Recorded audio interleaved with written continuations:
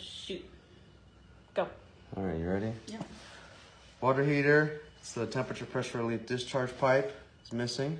So that needs a pipe going 6 to 24 inches off the ground so that when spraying scalding hot water or steam, it's not spraying all over the area that can hit your body and whatnot. Okay, so that needs that. The water heater also needs blocking. It has the seismic straps, but it needs blocking behind it so that it doesn't rack around.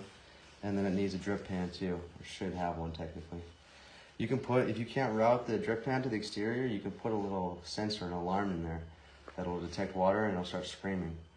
So it'll let you, like almost like a fire detector, like a smoke detector. Okay? Oh boy. Plumbing corrosion. So just a little bit of corrosion in here and in here. For 1 year old, it's kind of heavy. Okay, so I'd keep my eye on it. It could start to drip. Yeah, and if you want to get it repaired, you could get a new nipple on there. A 90. Okay. Toilet upstairs is loose, so it's rocking around. Should be pulled, new wax ring, and then reset. The drain line underneath the sink is substandard, so there's no glue here. It's just slipped on. If this drain was to get backed up, this water level would fill up and start to spew out of here under the sink. So that needs to be repaired.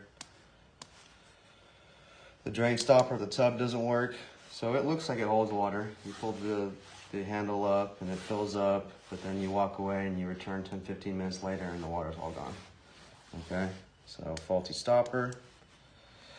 The anti-tip bracket on the stove, the cooktop, it's there, which is surprising.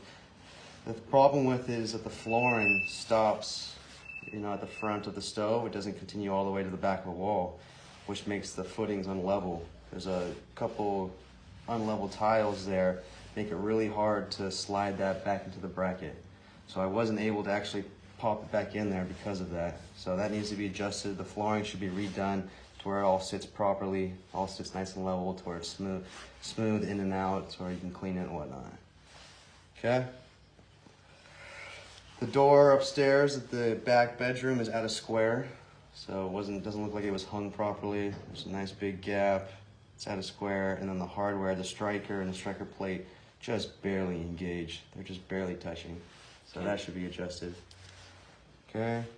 The windows in the dining area. So all the windows are pretty hard to operate. They're all old, the aluminum frame. The windows here in the dining area, one is at a square, does not latch properly, does not lock properly. The other one, the rubber seal on the window pane is actually slipping into the frame, which can cause damage and cause that window pane to become loose. And then if you close it, open it too hard, you can actually break the glass. Okay, so that should be repaired or replaced. There's that other window that doesn't close in the dining area. The flooring damage. So it looks like there was a water leak in the kitchen, behind the kitchen sink there. Damaged the flooring, so it's buckled up a little bit, moisture stains, and you could even have possible mold growth there. Okay, so if you want to take samples, that is something I can do, but most likely you do have mold there. Okay, and then there's your cover shot, and that's the last picture. And that's it. Awesome. Okay. Thank you.